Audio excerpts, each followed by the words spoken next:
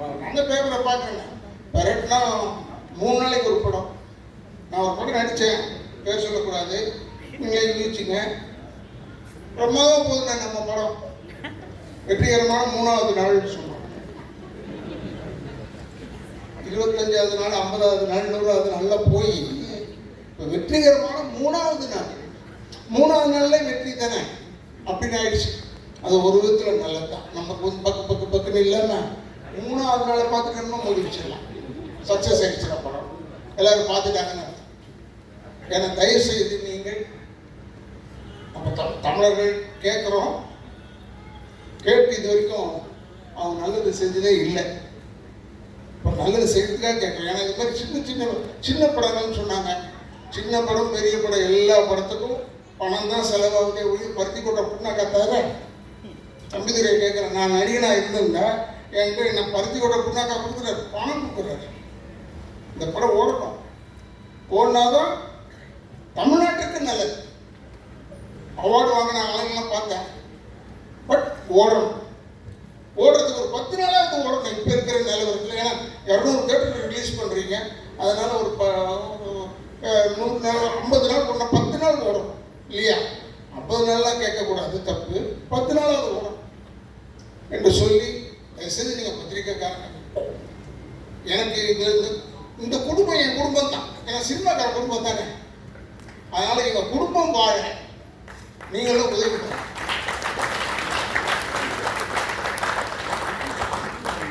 எங்களுக்கெல்லாம் வீடு தர மாட்டீங்க. பொதுவாக பப்ளிக் வந்து எங்கே வேணாலும் கேளுங்க, வாடகை வீடு நடிகராலே போக முடியுமா? முடியாது. ஆனால் இவங்க பொழுதுபோக்குறது யாருன்னா எங்களை பார்த்து தான் பொழுது போகுது, ஜாலியாக இருக்காங்க, ரசிக்கிறாங்க. டிவி ஆன் பண்ணிட்டு நம்ம படங்களை தான் பார்க்குறாங்களே ஒழிய, அப்போ போய் கேட்டு பாருங்க, சார் ஒரு நேரம் சிரிச்சுட்டு இருந்தீங்க, நான் தான் சார் அந்த நடிகன், எனக்கு ஒரு வீடு கொடுங்க. வீடு தர மாட்டேன், சினிமா கட்டியா. ஏன் நீ சந்தோஷப்படுறதுக்கு சினிமாக்காரன் தேவைப்படுறாங்க, ஆனால் வாடகை இருக்கிறதுக்கு எங்களுக்கு விட மாட்டாங்க. அதனால் நீங்கள் பண்ணுறதுல தான் எங்களுக்கெல்லாம் வீடு கொடுக்கணும் கேட்டா.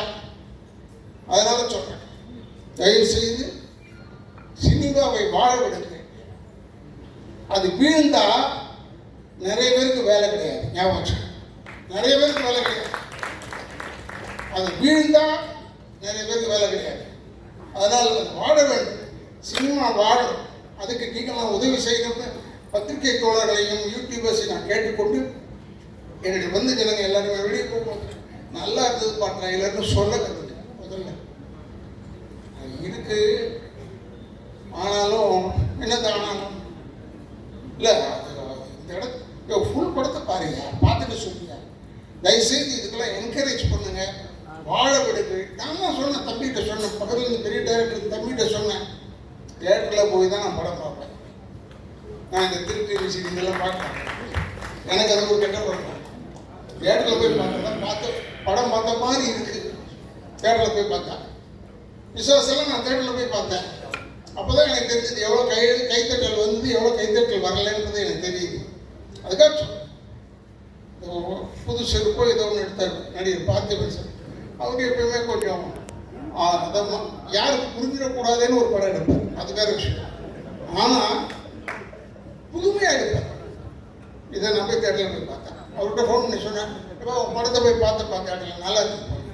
ஏன்னா நல்லா இருந்தால் ஒரு சின்ன என்கரேஜ்மெண்ட் தானே. அவங்க அதெல்லாம் சொல்ல மற்றெல்லாம் நல்லா செய்ய முடியாது. அதில் இந்த டைட்டில் வைக்க முடியுமா? அதே முடியாது. அது மாதிரி இந்த ட்ராமா டைட்டில் வந்து ரொம்ப கேட்சியான டைட்டில், ரொம்ப கேட்சியான டைட்டில். ட்ராமான்னு பார்த்த உடனே இந்த மாதிரி முதல்ல சொல்லியிருந்தாங்க, அவங்க இஷ்டத்துக்கு வச்சிருப்பாங்க போல பேர். எவ்வளோ தூரம் முந்தியெல்லாம் வந்து ஒரு நடுவில் ஒரு வாட்டி சென்சார் வந்தது, டைட்டில் தமிழில் வைங்க. ட்ராமான்றது தேங்க்யூ மாதிரியே. இப்போ தேங்க்யூன்னு சொல்கிறோம், இல்லை அது தமிழில் சொல்லுங்க நன்றின்னா அது வரவே வராது. நன்றி தேங்க்யூ தான் ஈஸியாக வரும், இந்த ட்ராமா ஈஸியாக வரும். இந்த படம் ஓடணும். இளைஞர்கள் அவங்க எல்லாருமே கஷ்டப்பட்டவங்க.